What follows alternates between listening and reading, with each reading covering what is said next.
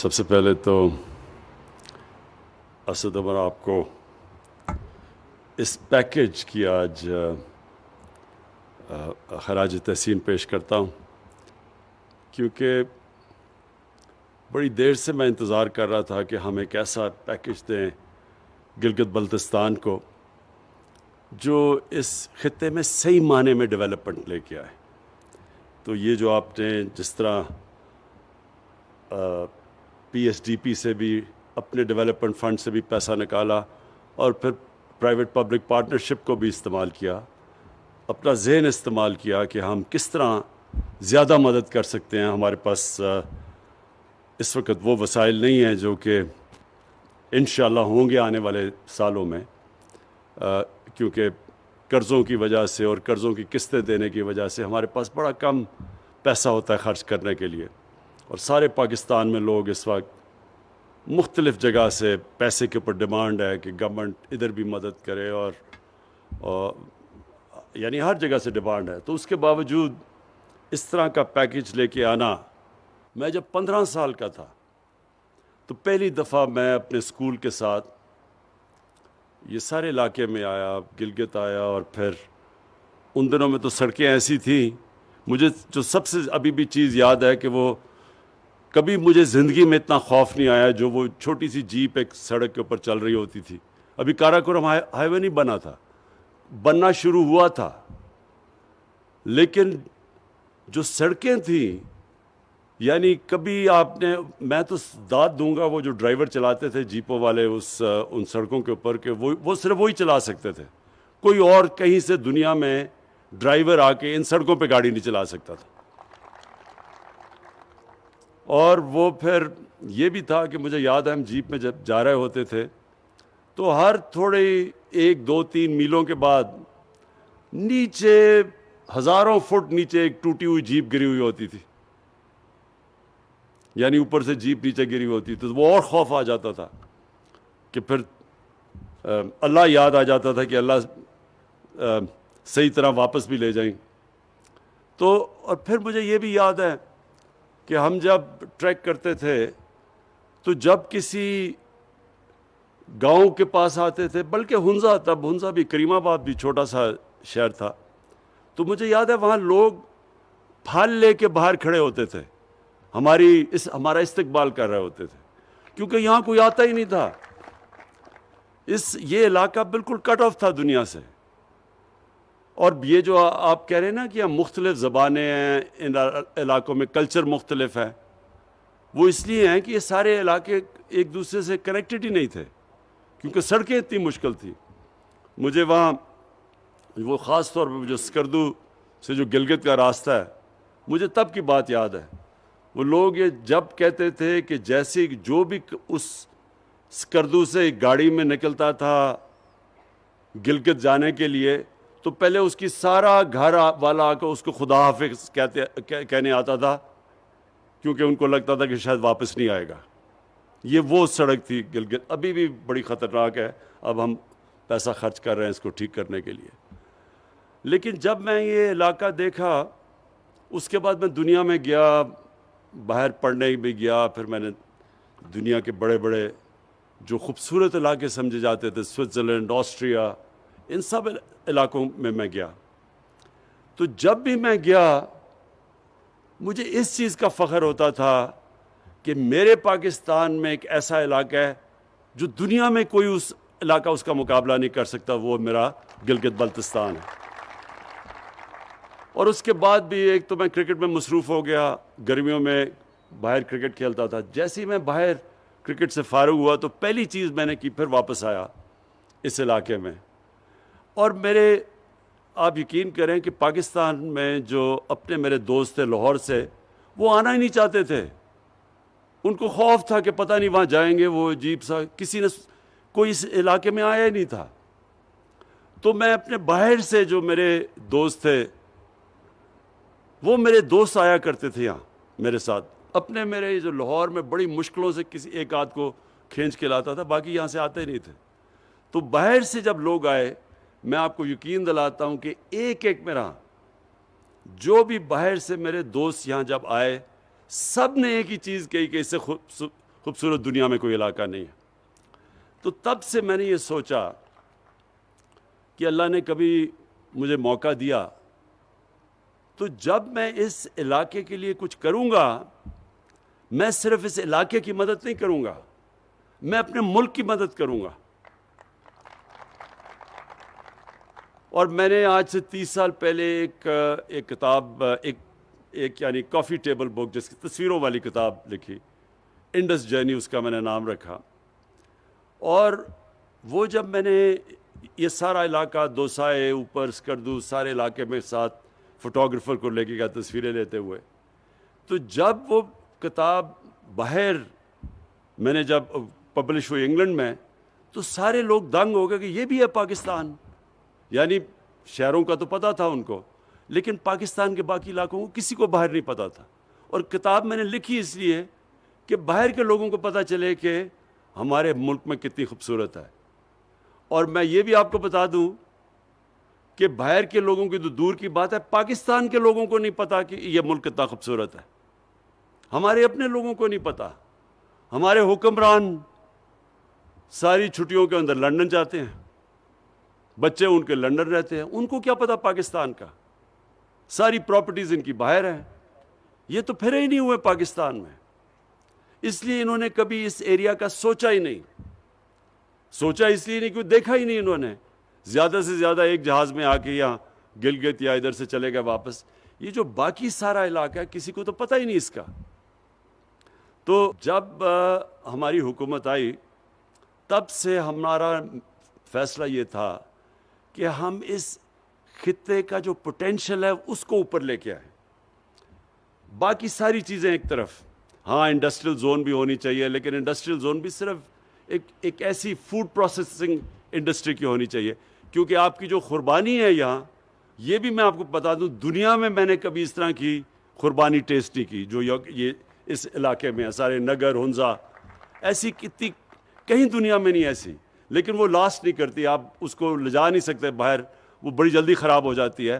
تو جو food processing ہے اس کی بہت بڑی گنجائش ہے. تو اس طرح کی انڈسٹری تو لگ سکتی ہے، لیکن اصل آپ کا پوٹینشل ٹورزم کا ہے. اور ابھی چیف منسٹر صاحب نے مجھے پریزنٹیشن دی سوئٹزرلینڈ کا اور گلگت بلتستان کا موازنہ کیا ہوا ہے. یہ دگنا علاقہ ہے سوئٹزرلینڈ سے، زمین میں یہ دگنا علاقہ ہے، یہ صرف جو گلگت بلتستان ہے.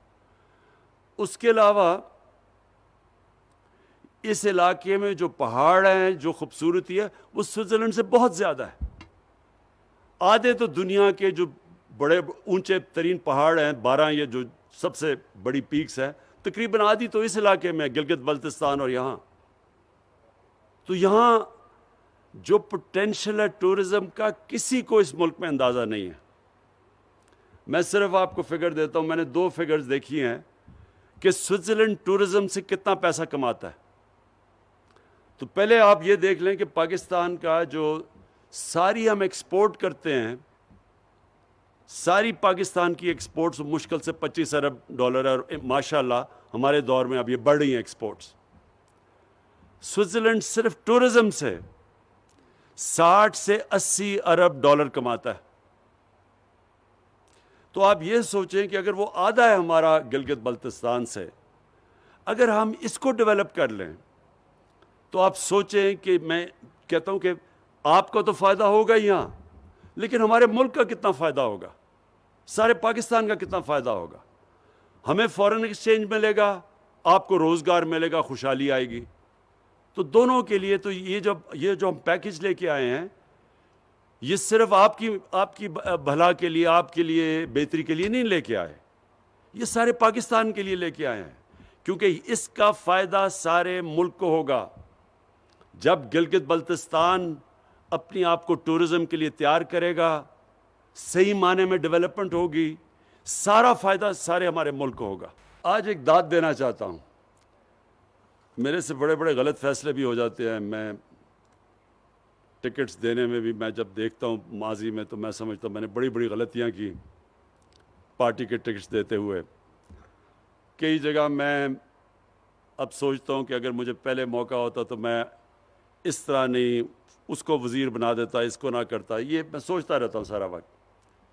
لیکن مجھے جو آج بڑی خوشی ہے کہ اس ایک فیصلہ جو کیا، جو میں اللہ کا شکر کرتا ہوں کہ میں نے صحیح فیصلہ کیا، وہ خالد کو آپ کا وزیر اعلیٰ بنانے کا.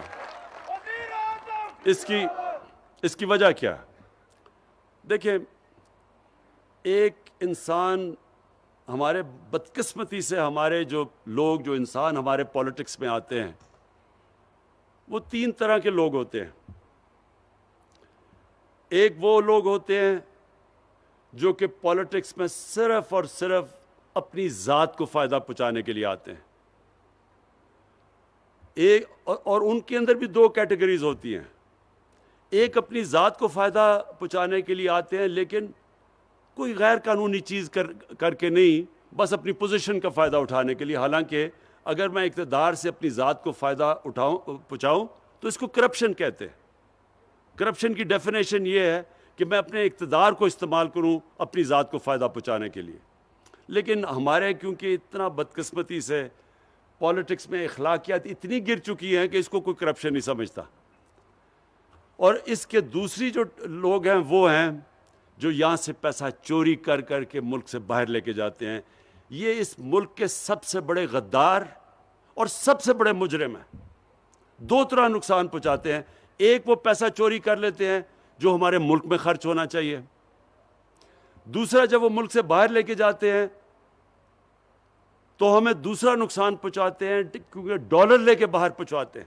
تو جب ڈالر ملک سے باہر جاتا ہے، ہمارے روپے پہ پریشر پڑتا ہے، روپیہ کمزور ہو جاتا ہے، روپیہ گرنا شروع ہو جاتا ہے. اور جب روپیہ گرتا ہے تو ساری چیزیں مہنگی ہو جاتی ہیں، ملک میں غربت آ جاتی ہے. تو ایک تو یہ ہے کہ اور ساری دنیا میں اس طرح کے جو پولیٹکس میں آتے ہیں نا، اور نام لیتے ہیں عوام کا اور اقتدار میں آ کے اپنا پیٹ پالنا شروع کر دیتے ہیں، ان کو ساری دنیا میں برا بھلا سمجھا جاتا ہے، ایسے پولیٹیشنز کو. دوسری کیٹیگری، اور اس میں کافی لوگ فٹ ان ہو جاتے ہیں، اور وہ ایسے ہوتے ہیں کہ وہ اقتدار سے فائدہ بھی اٹھاتے ہیں، لیکن وہ کچھ لوگوں کے لیے بھی کام کر دیتے ہیں. لیکن کام وہ کرتے ہیں جس سے ووٹس مل جائیں، لیکن زیادہ تر اس کیٹیگری میں لوگ آ جاتے ہیں. اور پھر ایک خاص کیٹیگری ہے، جب اس کیٹیگری میں زیادہ لوگ آ جائیں وہ ملک اوپر آ جاتا ہے. وہ ہے جدھر سیاست ایک عبادت بن جاتی ہے. وہ سب سے بڑے دنیا کے لیڈر ہمارے نبی صلی اللہ علیہ وسلم نے، انہوں نے ہمیں ایک راستہ دکھایا کہ انہوں نے ان کی جو ریاست تھی، جو ان کا اقتدار تھا، وہ صرف اور صرف عوام کی بہتری کے لیے تھا. اپنی ذات انہوں نے بالکل بیچ میں سے نکال دی. تو جو بھی جیسے پہلے تو بہت ہی غریب تھے، امہ مدینہ کی ریاست میں بڑا برا حال تھا، لیکن جیسے جیسے پیسہ آیا وہ سارا پیسہ انہوں نے لوگوں کے اوپر خرچ کیا، نچلے طبقے کو اوپر اٹھانے کے لیے خرچ کیا، کمزوروں کے لیے، معذوروں کے لیے، بیواؤں کے لیے، یتیموں کے لیے. دنیا کی تاریخ کی پہلی فلاحی ریاست بنا دی. اور اپنے لیے کوئی محل نہیں بنائے، اسی مسجد نبوی میں جس دن پہلے دن مدینہ آئے تھے اسی میں رہے، سادگی میں زندگی گزاری. آج تک ہم ان کے لیے جان دینے کے لیے تیار ہیں. آج تک ہم ان سے اتنی عشق کرتے ہیں، ہمارے دلوں میں وہ بستے ہیں. ساری زندگی آنے والی دنیا کے لیے انہوں نے بتا دیا کہ اصل میں اقتدار جب آپ کو ملتا ہے تو کتنی بڑی ذمہ داری ہے آپ کی. اور ہر آدمی، جس طرح جب حضرت عمر خلیفہ بنے تو انہوں نے کہا کہ اگر ایک کتا بھی میری ریاست میں بھوکا مرتا ہے تو میں ذمہ دار ہوں. مطلب یہ کہ جو غربت ہے، جو لوگ تکلیف میں ہیں، یہ بہت بڑی ذمہ داری ہوتی ہے اقتدار میں آنے والے لیڈر کے لیے. تو مجھے جو چیز پسند آئی خالد کے اندر، میں نے اس کے اندر جنون دیکھا ہے کہ یہ سارا وقت سوچ رہا ہوتا ہے کہ کیسے اپنے علاقے کے لوگوں کی یہ مدد کرے، کیسے اپنے علاقے کو بہتر کرے. اس لیے ہم جب ہمارے پاس یہ پروپوزل لے کے آتا ہے تو ہم پھر پوری اس کی مدد کرتے ہیں، کیونکہ ہمیں پتہ ہے یہ اپنے لوگوں کا سوچ رہا ہے. ہم اس کو کیسے پیسہ دیں جو ہمیں پتہ ہے کہ اس نے آدھے کمیشنز کھا لینی ہے یا باہر پیسہ بھیج دینا ہے. تو جب ہمیں یہ پتہ چلے کہ ایک ایسا لیڈر ہے اور اس کی کابینہ ایسی ہے جو اپنے لوگوں کا سوچ رہی ہے، تو یقین کریں کہ یہ تو ہم نے شروعات ہی کی ہے نا 370 ارب کی. 5 سالوں میں جو 370 ارب اس علاقے میں کبھی اتنا پیسہ نہیں خرچ ہوا پہلے. لیکن یہ ہم آپ کے لیے آپ کی مزید اور مدد کرتے رہیں گے.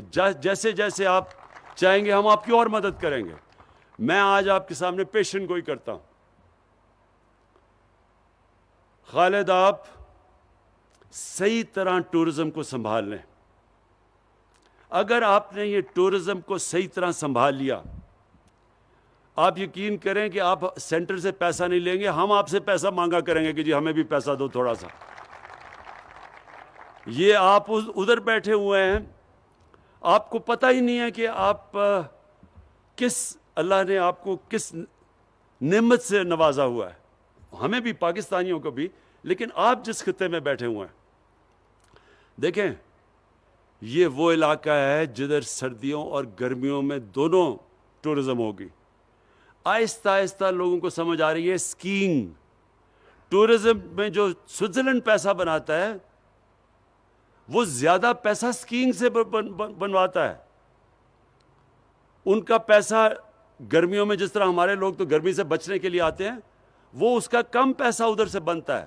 زیادہ پیسہ بنتا ہے جب وہ اسکیئنگ کے لیے جب لوگ آتے ہیں تو ان کے لیے جو وہ سروسز پرووائڈ کرتے ہیں، جو ہوٹلز بناتے ہیں، ادھر لوگ پیسہ خرچ کرتے ہیں. اس سے سب سے زیادہ فائدہ سوئٹزرلینڈ کو ہوتا ہے.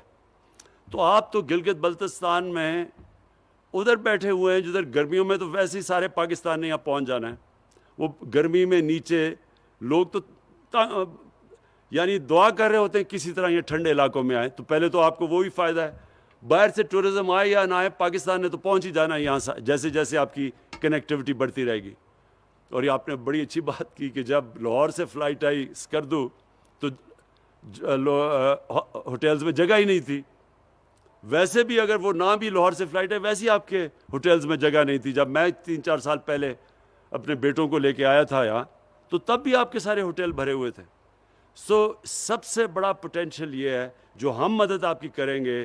انشاءاللہ آپ کو جو قرضے دلوائیں گے، آپ نے اپنی یہ جو ٹورزم انڈسٹری کے لیے بڑی پلان طریقے سے کام کرنا ہے. بیکاز یہ بھی بات سن لیں کہ اگر آپ نے یہ صحیح طرح نہ کیا تو ٹورزم نہیں آئے گی. یعنی اگر آپ نے اپنے علاقے خراب کر دیے، صحیح آپ نے ٹاؤن پلاننگ نہ کی، گندگی پڑی ہوئی، آپ نے اگر اپنے یہ پہاڑ، اپنے جو درخت، جو جنگلات، ان کو نہ آپ نے ان کی دیکھ بھال نہ کی، اگر آپ نے جس کو ایکو ٹورزم کہتے ہیں کہ جو ٹورزم جو انوائرمنٹ کے ساتھ چلتی ہے، جس طرح اب سوئٹزرلینڈ کے اندر فرق کیا ہے؟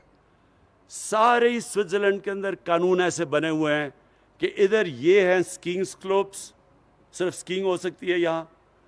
یہ ہے جدھر صرف ان کی گائے چر سکتی ہے، اس کے باہر نہیں وہ جا سکتی. یہ ہے جو جنگل جن کو کوئی ہاتھ نہیں لگا سکتا. اس علاقے میں آپ کے گھر بنیں گے اور گھر بھی اس طرح کے بنیں گے. اور پھر سارا جو ان کی جو میونسپل لوکیلٹیز ہیں وہ پھر ایک ایک چیز دیکھتی ہے کہ کوئی گندگی تو نہیں ڈال رہا کوئی، کیونکہ وہ پھر مشترکہ سب کا فائدہ ہو جاتا ہے کہ اگر وہ ٹورزم کے لیے جگہ اچھی ہو تو ساروں کا فائدہ ہے. تو اس لیے پھر ساری کمیونٹی مل کے وہ جگہوں کو صاف رکھتی ہے. اور آپ کی خوش قسمتی یہ دوسری یہ ہے کہ یہاں کیونکہ یہ علاقے کٹ آف تھے، جو میں آپ کو بتا رہا ہوں کہ جب میں یہاں آیا تھا تو یہاں سے گلگت جانا اس طرح لگتا تھا کسی دوسرے ملک میں جانا. اسکردو تو بھول ہی جاؤ نا، گلگت سے اسکردو جانا وہ تو دنوں میں پہنچتے. تو یہ کٹ آف تھا سارا. اس کی وجہ سے جو یہاں کی آپ کی کمیونٹی سسٹم ہے، جس طرح لوگ آپس میں رہتے ہیں، یہ کہیں اور پاکستان میں اس طرح نہیں رہتے. جس طرح یہاں علاقوں کے اندر آپس میں ایک دوسرے کی مدد کرتے ہیں. یہاں یا میں اسکردو کے اندر تھا تو میں وہ گاؤں میں پھر رہا تھا، میں ان کے تھانے میں گیا میں نے کہا مجھے بتاؤ یہاں قتل کتنے ہوئے ہیں ابھی تک؟ انہوں نے کہا ساری تاریخ میں نہیں قتل ہوا اس تھانے میں. آپ سوچیں کہ اگر ہم پختونخوا جا کے کسی تھانے میں دیکھیں تو وہاں کیا فرق نظر آئے گا. انہوں نے کہا ساری تاریخ کے اندر اس تھانے میں قتل ہی نہیں ہوا کبھی. اور پھر کوئی سیکٹیرین وہ انہوں نے اس کے علاوہ کوئی وہ مسائل ہی نہیں. تو کمیونٹی مل کے اپنے مسئلے حل کرتی ہے. اس لیے آپ کے لیے بڑا آسان ہوگا بائی لاز کے اوپر عمل کروانا, صفائی رکھنا. ٹورزم کے لیے آپ اپنے گاؤں کو اور اپنے جو علاقے ہیں ان کو بچا کے رکھ سکتے ہیں آپ, کیونکہ آپ کے پاس وہ کمیونٹی ہے. اور انشاءاللہ آپ کے جو لوکل گورنمنٹ الیکشن ہوں گے اس سے آپ ایک صحیح معنی میں ایک سسٹم بنا سکتے ہیں جو کہ اس سارے علاقے کو بچا سکتا ہے. اور ہم یہ جو پروجیکٹس ہیں, میں صرف آپ کے لیے یہ اناؤنس ضرور کرنا چاہتا ہوں, 370 ارب کا 5 سال میں پیکیج ہے. ہائیڈل پاور جنریشن اور لوکل ڈسٹریبیوشن نیٹ ورک, اس کے لیے ابھی اسد عمر نے اناؤنس کیے سارے فنڈز. ٹورزم کے ساتھ کنیکٹیوٹی, جو کنیکٹیوٹی ہے وہ بڑا امپورٹنٹ ہے. اس میں جو ہم کوشش کر رہے ہیں اب آپ کے لیے آسان کرنے کے لیے, وہ جو بابو سر کی وہ جو ٹنل ہے جس سے سارا ایک اور مل جائے گا, یعنی اگر لینڈ سلائڈ بھی آتی ہے تو آپ کے پاس آلٹرنیٹیو روٹ ہوگی. پھر یوتھ سکلز اور اسکالرشپس, یہ بڑا ضروری ہے اپنے نوجوانوں کے اوپر انویسٹ کرنا, ویلیو ایڈ کرنا. اور ہیلتھ, سارا جو آپ کا ہیلتھ سسٹم ہے اس کی سب سے زیادہ ضرورت ہے کہ اس کی اپ گریڈیشن کرنی. اور یہ جو ہیلتھ کارڈ انشاءاللہ آپ کے سارے شہریوں کے پاس جب آ جائے گا, یہ یاد رکھیں یہ ہیلتھ کارڈ ہیلتھ انشورنس نہیں ہے, یہ ایک ہیلتھ سسٹم ہے. اس کی وجہ سے پرائیویٹ سیکٹر کے لوگ آپ کے علاقے میں آ کے ہاسپٹلز بنائیں گے اب, کیونکہ ان کو پتہ ہوگا کہ لوگوں کے پاس ہیلتھ انشورنس ہے اور اس کے ذریعے وہ اپنا علاج کروا سکتے ہیں. پھر واٹر اور سینیٹیشن, جو اسکردو کی بات کی کہ وہاں خاص طور پہ سیوریج سسٹم کی بڑی ضرورت ہے, کیونکہ وہ اتنی آپ کے یہ گلگت اور وہ اسکردو اتنی تیزی سے پھیل گئے ہیں کہ وہاں سیوریج سسٹم کی ضرورت ہے, نہیں تو وہ سارا پانی جائے گا دریاؤں میں جو نیچے تک جاتا ہے. اور پھر اسمال اور میڈیم انڈسٹری, دیکھیں جب آپ انڈسٹریلائزیشن کی بات کرتے ہیں نا کہ سی پیک پہ انڈسٹریلائزیشن ہو, انڈسٹریلائزیشن بھی وہ بڑی یعنی وہ وسیع ایک چیز ہے انڈسٹریلائزیشن. اس کے اندر اسمال اور میڈیم انڈسٹری جو ہے وہ یہاں کامیاب ہوگی, جس کے اندر میں نے آپ کو کہا کہ یہ جو آپ کی فوڈ پروسیسنگ ہے اور اس طرح کی, تو انشاءاللہ وہ بھی اس میں بھی پوری مدد کریں گے. اور پھر جو آپ کا انفراسٹرکچر ہے اس کی ایکسپینشن, آپ کے ایئرپورٹس کو بڑا کریں تاکہ بالکل ٹھیک آپ کہہ رہے ہیں یہاں ڈائریکٹ اب اسکردو میں انٹرنیشنل فلائٹس آیا کریں گی. کوشش کرتے ہیں, مجھے گلگت میں کافی مشکل لگ رہا ہے لیکن ہم کوشش کریں گے کیسے آپ کی مدد کر سکتے ہیں کہ یہاں بھی فلائٹس ڈائریکٹ آ سکیں. ابھی تک تو صرف اسکردو جا سکتی ہیں. لیکن جو میں آخر میں بات کرنا چاہتا ہوں وہ یہ, دیکھیں میں جب بھی آیا, اور آپ کو 15 سال یا آج سے 55 سال پہلے میں یہاں آیا تھا, تو مجھے ایک چیز تب بھی یاد ہے کہ یہاں کے لوگوں کا ایک, ان کے اندر ایک یہ تاثر تھا کہ ان سے ستیلی ماں کی ٹریٹمنٹ کرتا ہے پاکستان. یعنی ایسے تھا کہ یہ اپنے دھیان ہی نہیں رکھ سکتے لوگ, تو وہاں سے کوئی آفیسر جب تک آفیسر نہیں آتا, اور وہ پھر ایک قسم کا وائس رائے بنا ہوا ہوتا تھا, سارے لوگ سمجھتے تھے کہ جو بھی یعنی وہ جو بھی کہتا تھا وہ کرنا پڑتا تھا لوگوں کو. یعنی لوگ امپاورڈ نہیں تھے, لوگوں کے پاس اختیارات نہیں تھے.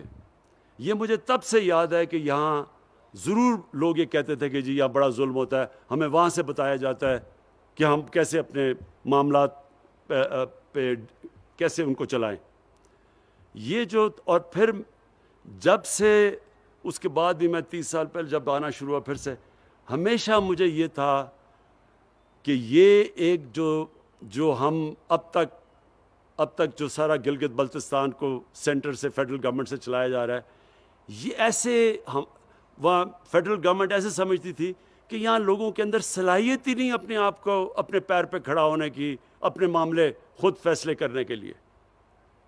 اور اس سے بہت ہر قوم میں بڑا برا تاثر ہوتا ہے, جو لوگ بڑا برا فیل کرتے ہیں کہ وہ سمجھیں گے جی یہ ان میں صلاحیت ہی نہیں اپنے معاملات چلانے کے لیے.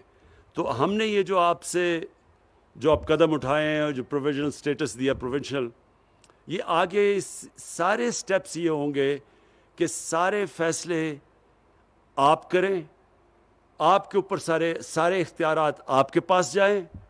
آپ بہتر جانتے ہیں کہ آپ اس علاقے میں کس طرح کی ڈیولپمنٹ چاہتے ہیں, کون سی چیز پہلے چاہتے ہیں. اسلام آباد میں بیٹھ کے کیسے فیصلے ہو سکتے ہیں اس علاقے کے؟ تو یہ جو آپ کو اب جا رہے ہیں پوری طرح اختیارات دینے کے لیے, وہ انشاءاللہ اس کی شروعات ہو چکی ہے. اور پھر سے میں کہوں گا کہ بڑی خوش قسمتی ہے اس علاقے کی کہ ایک ایسا چیف منسٹر ہے جو پوری طرح کمیٹڈ ہے, اور ہم سب سمجھتے ہیں کہ اس میں قابلیت ہے کہ اب اپنا صوبہ چلا سکتا ہے. تو ہمیں کوئی ضرورت نہیں پڑی کہ ہم اسلام آباد سے اس کو ڈکٹیشن دیں کہ جی آپ یہ کریں وہ کریں, یہ اپنے فیصلے خود کریں. تو آخر میں صرف اب ایک چیز اور کہنا چاہتا ہوں. دیکھیں کہ ہم سب پاکستانی ہیں, اور ہم سب کو ایک چیز سمجھنی چاہیے کہ ایک ملک کبھی بھی ایک عظیم ملک نہیں بن سکتا جس ملک کے اندر انصاف نہیں ہوتا, قانون کی بالادستی نہیں ہوتی. یہ بڑا ضروری آپ کو اس چیز کو سمجھنا. خوشحالی اس قوم میں آتی ہے جس میں طاقت ہوتی ہے انصاف کرنے کی. اور قانون کی بالادستی کا مطلب کیا ہوتا ہے؟ یہ بھی ہم سنتے رہتے, قانون کی بالادستی, آئین کی بالادستی. قانون کی بالادستی کا صرف ایک مطلب ہوتا ہے کہ طاقتور کو قانون کے نیچے لے کے آنا, کمزور اور طاقتور قانون کے سامنے ایک برابر ہونا. جب ہماری نبی صلی اللہ علیہ وسلم نے کہا تھا کہ اگر میری بیٹی بھی جرم کرے گی تو اس کو سزا دی جائے گی, وہ بھی قانون کے اوپر نہیں ہے. اور پھر کہا کہ تمہارے سے پہلے بڑی قومیں تباہ ہوئیں, جس طاقتور کے لیے ایک قانون اور کمزور کے لیے دوسرا. یہ اپنے ذہن میں ڈال لیں کہ جو قوم جس میں اخلاقی جرأت نہیں ہوتی طاقتور کو قانون کے نیچے لانے کی, وہ کبھی خوشحال نہیں ہو سکتی. کیونکہ جو چھوٹا چور چوری کرتا ہے وہ تو جس کی چوری کرتا ہے اس کو نقصان پہنچاتا ہے. لیکن جب آپ کے طاقتور چوری کرتے ہیں, ملک کے سربراہ, وزیر اعظم, وزیر, جب تکڑے لوگ, طاقتور لوگ چوری کرتے ہیں, وہ ملک کو تباہ کر دیتے ہیں. کیونکہ وہ جب چوری کرتے ہیں, وہ تو چوری کرتے ہیں اربوں میں. اب وہ جب اربوں میں چوری کرتے ہیں, وہ اربوں روپیہ اپنے بستر کے تو نہیں چھپا سکتے, لہٰذا اس کو ملک سے باہر بھیجتے ہیں. اور یہ ہمارا ہی نہیں, یہ ساری دنیا کے اندر غریب ملکوں کی یہی داستان ہے. جو دنیا میں مقروض اور غریب ملک ہے اس کو اٹھا کے دیکھ لیں, ان کے بھی طاقتور لوگ, ان کے وزیر اعظم, ان کے صدر, وہ ملک سے پیسہ چوری کر کے باہر لے کے جاتے ہیں. ان کے بھی بڑے بڑے محلات ہیں مغربی کیپٹلز کے اندر, لنڈن میں, نیو یارک میں, فرانس میں. تو جب تک ایک معاشرہ ان لوگوں کو قانون کے نیچے نہیں لے کے آتا, ان کا احتساب نہیں کرتا, چھوٹے چھوٹے لوگوں کا احتساب کرنا, پٹواریوں کا اور یہ تھانے دار, اس سے کوئی فرق نہیں پڑتا. ہماری نیب 20 سال سے چل رہی ہے, کیا کرپشن کم ہوئی ہے پاکستان میں؟ صرف اب نیب نے بڑے بڑے لوگوں کے اوپر ہاتھ ڈالا ہے. یہ صرف ہمارے دور میں, ہمارے دور سے پہلے کبھی نیب نے بڑے لوگوں کو ہاتھ نہیں ڈالا. اور یہ اب پاکستان کی انشاءاللہ ہماری خوشحالی کے لیے, ہمارے بچوں کے مستقبل کے لیے اب ایک ایسی سٹرگل اور جد و جہد چل رہی ہے. جب بھی ہم جیتیں گے, طاقتور کو قانون کے نیچے لے کے آئیں گے, یہ وہ ملک بنے گا جو آج سے 70 سال پہلے بننا چاہیے تھا, جو آج سے 50 سال پہلے بن رہا تھا. یہاں تیزی سے, ہم سارے علاقوں میں ہم سب سے تیزی سے اوپر جا رہے تھے. میں تو ایک ڈیموکریٹ ہوں, میں تو کبھی بھی کسی ڈکٹیٹر کی حمایت نہیں کر سکتا, لیکن مجھے افسوس سے کہنا پڑتا ہے کہ جو تب جس تیزی سے ڈیولپمنٹ پاکستان میں ہو رہی تھی, ہمیں یاد ہے وہ دن, جس تیزی سے ہمارا ملک اوپر جا رہا تھا. اور وہ ہمارا ملک صرف اس لیے اوپر نہیں گیا کہ جو حکمران آئے انہوں نے بجائے عوام کا سوچنے کے اپنے پیسے بنانے شروع کر دیے.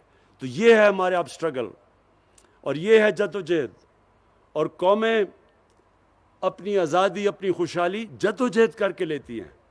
کبھی بھی ہم چپ کر کے بیٹھے رہیں اور سمجھیں کہ آ کے کوئی قوم آزاد ایسے تو نہیں ہوتی، آزادی کے لیے قوم لڑتی ہے، جدوجہد کرتی ہے۔ یہاں بھی ایک کرپٹ مافیا بیٹھا ہوا ہے، اس کے خلاف اب پوری، اس سے آزادی لینے کے لیے پوری جدوجہد ہے، اور انشاءاللہ میرا یہ ایمان ہے کہ اللہ نے میری ٹریننگ ہی کروائی ہے مقابلے کے لیے، ان چوروں کو ہرانے کے لیے، انشاءاللہ۔